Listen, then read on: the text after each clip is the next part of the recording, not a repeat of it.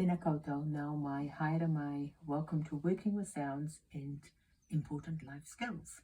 My name is Maria Reid, and today we are going to talk about another aspect of asking for help. Now, you may have remembered that in our last session, we spoke about how important it is to know when you're stuck and how to get help from someone else. That process for your personal safety and for you to have choices in life, you need to be able to ask for help. Today, I want to talk about a very critical aspect of asking for help that can often be overlooked. And it is particularly important when it comes to critical incidents that a person may need help with.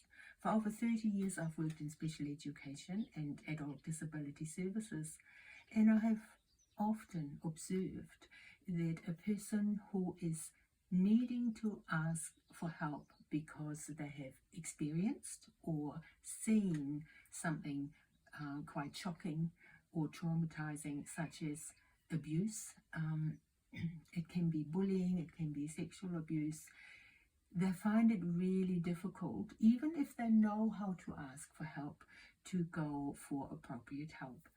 So if we look at what I would do if I'm looking for help, I would certainly go to someone I think who would be able to give me the right help that I'm needed.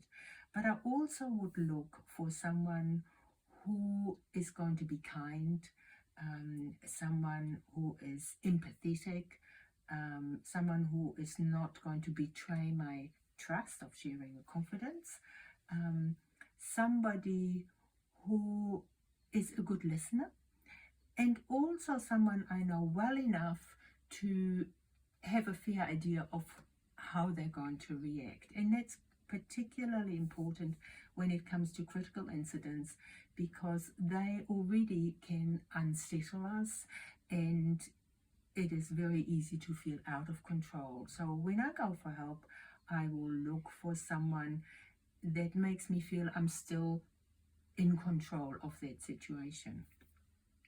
And it is no different for a person I am working with, the students I'm working with. If they have experienced something that has unsettled them, they will look in the first instance for help from someone whom they trust, whom they have known for many years, somebody who's predictable, empathetic, kind, and a good listener. And oftentimes that is a peer.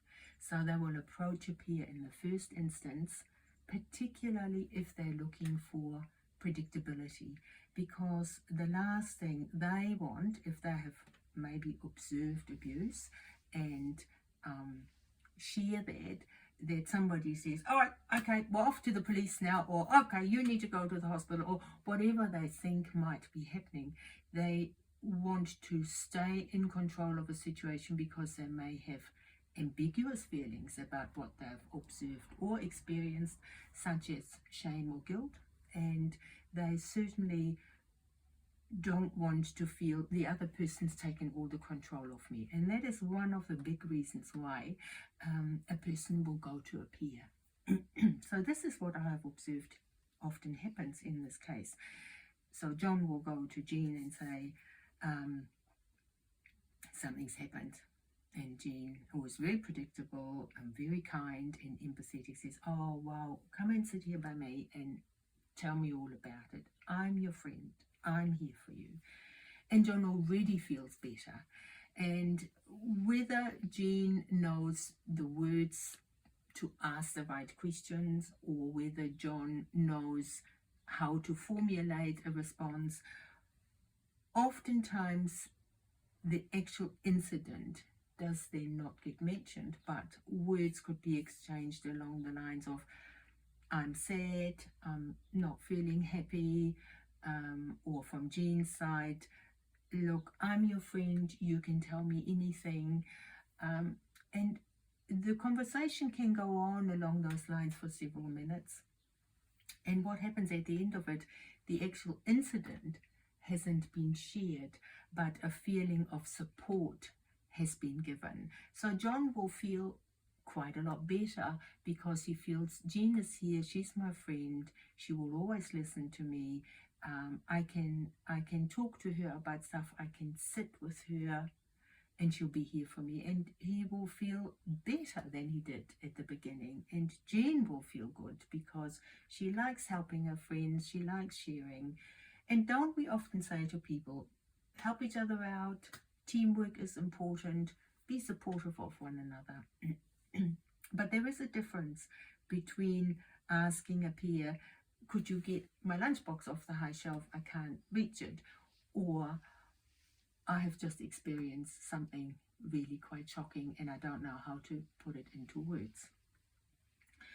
And the situation that now arises is actually often more difficult to deal with than as if John had never approached Jean, because John feels better. He feels slightly comforted. Jean feels better because she's been helpful.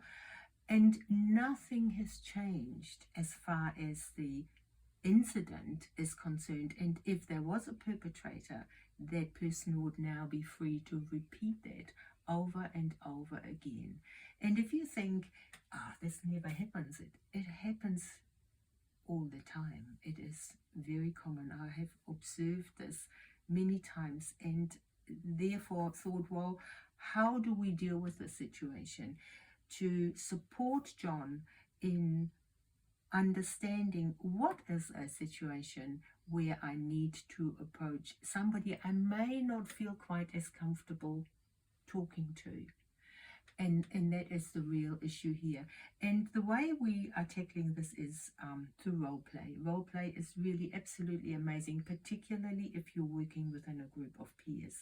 So the activity that I would use for this would be something that for the whole group is somewhat too difficult. So it's just pitched above their level. And I would say, John, would you like to have a go at this? And John would say, yes, I'll have a go at this. And so he gets halfway through and then he gets stuck. Now he knows how to ask for help, as we discussed in our previous session. So he goes to Jean. He feels comfortable with Jean. She's a good friend. So he goes to Jean and says, Jean, will you help me? And Jean says, yes, I'll help you. And so they're both having a go, but neither of them can sort this issue because it was pitched slightly too difficult for all of them in the group. And so Jean then and John decide they go to a third person in the group, and they may well go to everybody who is sitting there before they come to a staff. And that is not at all uncommon, and that has to do with predictability, staying in control, about being able to reach a consensus, knowing what the other person is likely to do. All of these things that make you feel a little bit more comfortable. So in the end, they run out of options and they will then approach me and say, we need help. And I can say to John, I'd love to help you. And now it's really, if you create the situation, it's really important that now you are very aware of the need for John to continue to feel in control. So you could say things like, what do you think we could start with? Or how would you feel about this? Or how would you feel about that? And this is a kind of language that includes him in that whole decision making and moving forward process. And it's not just important for John to understand this, but everybody else in the room now has a stake in the outcome of this matter, because they all got involved and drawn into helping, and they weren't able to do that. So there needs to be, for John, the feeling, I'm feeling unsettled, he's thinking, I don't know what to do, but I want to stay in control. When you are preparing anyone for responding appropriately to a critical incident, it's very important that during this kind of role play, they feel in control of the situation. So your language is really important. You could say things like, have you thought of, or how about we're going to give this a go? And what it will do, it will help John in future if he comes to a situation, and hopefully he will never, but if he does, to where he is feeling unsettled, maybe guilty for not having done anything, maybe ashamed of what he saw or experienced, that he will feel, yes, I can go to that person, I can talk to them, I know how they're going to respond, I know I don't have to suddenly find myself in a situation where I feel completely out of control. And it's not just for John, but everybody else in the room will get that same sense. And I really do hope that this will never come up for you, but if it does, then this is a way that I know works really well to prepare people for an adequate and very good response to critical incidents in asking for help.